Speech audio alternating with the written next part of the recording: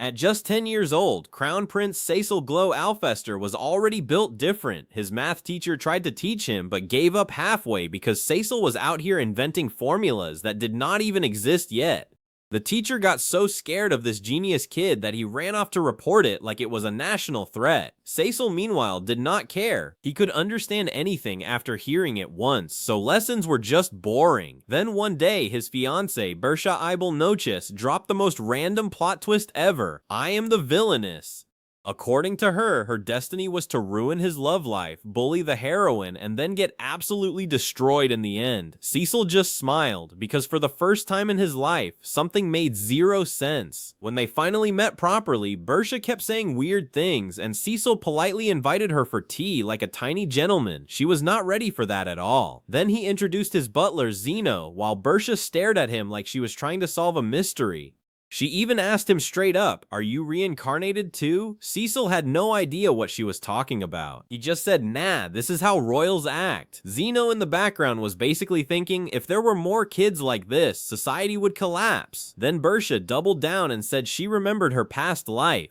She used to play otome games, basically romance games, and now she had been reborn inside one. And guess what? This world was the game. That meant Cecil would fall in love with the heroine. Bersha would become jealous, evil, and messy. She would ruin everything and then get destroyed. But instead of avoiding it, she wanted to go out in style. Her goal was to become a first-rate flower of evil. Cecil tried to process that, but his brain finally hit an error screen. Still, he figured she was just trying to play her role. As long as she did not mess up being a future queen, he did not mind. Then he asked what a flower of evil even meant. She proudly said, "Strong, noble, and beautiful." Cecil looked at her messy eating and chubby fingers like, yeah, we have got work to do. She got embarrassed and admitted something real. She was not talking about her game self anymore. In her past life, she was shy and insecure. Now, she genuinely wanted Cecil to be happy, even if she lost, so she made a promise she would come back better. And then she ran away like a dramatic NPC. Cecil was intrigued. For once, something in his life was not predictable, so he decided to just sit back and watch her, and if needed, guide her. Because for someone who could do everything perfectly on the first try, life had become painfully boring. And Bersha? She was finally interesting. Fast forward 1 year, Bersha disappeared from society completely. Everyone was confused, but Cecil was not. He already knew something was cooking, and when she returned, Glow Up unlocked. She lost weight, improved herself, and even showed up with a fox wrapped around her neck like it was fashion. Cecil was impressed. Bersha, meanwhile, was like, "Be honest, you did not even recognize me, right? Whack." Her dad immediately bonked her for being disrespectful to the crown prince and apologized like his life depended on it. Cecil did not mind though. He found her behavior adorable. That single word was a critical hit. Bersha instantly melted and wanted him to say it again. Meanwhile, her dad pulled her aside like, "Do not be fooled. That boy looks nice, but he is emotionally colder than ice." Back at tea, her fox Kira woke up and exposed itself. Turns out she had just made it pretend to be a scarf because she did not want to leave it behind. Cecil noticed but stayed quiet because, let us be honest, this chaos was way too entertaining to ruin her life. Then came the best part. Bersha had to refuse sweets because of her diet.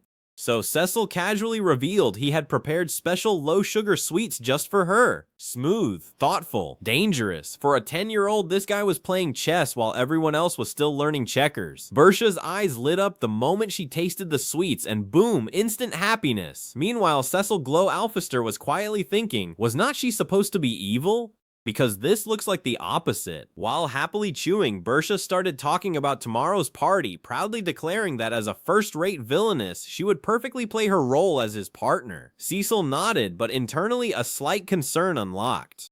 He gently told her to keep the whole "I am a reincarnated villainess" thing a secret. High society was not a game. One wrong move, and things could go very wrong. Bersha looked confused, so Cecil explained it simply. A true flower of evil does not expose herself to danger. And just like that, click, her brain updated. Oh no, I am turning 10 soon. And then she started crying. According to her game knowledge, her mother was going to die from a deadly epidemic right before her birthday.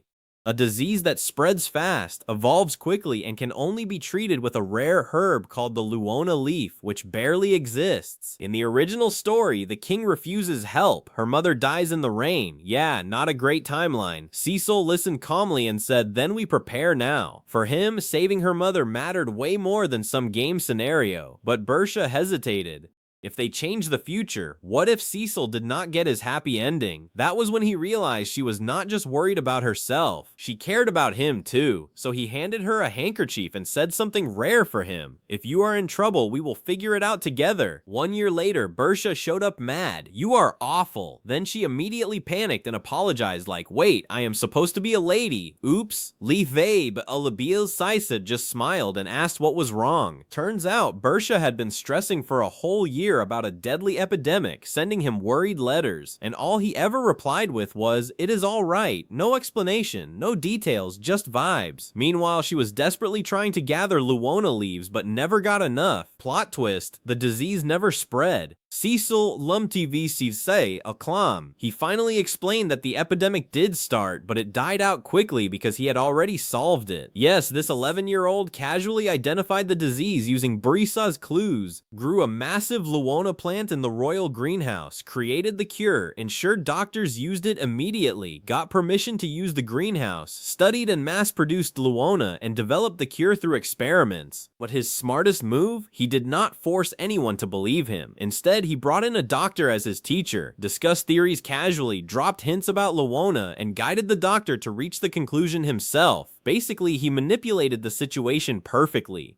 The only issue was that the doctor was slow, and Cecil was like, "Why are humans so slow?" Eventually, when a real patient appeared, the cure was ready. Afterward, he realized he skips explanations because things are too easy for him, which caused Bersha a whole year of stress. When she asked why he did all this, he simply said, "I will not ignore my fiancée when she is worried." Bersha and Zeno were stunned. This was not normal for an 11-year-old. She started calling him the android prince. Cecil did not care as long as people survived and her mother was safe. Then he revealed one more thing, a gift, a handmade necklace that works as a universal antidote. Using hidden knowledge from the royal library, he created it to protect her from poison.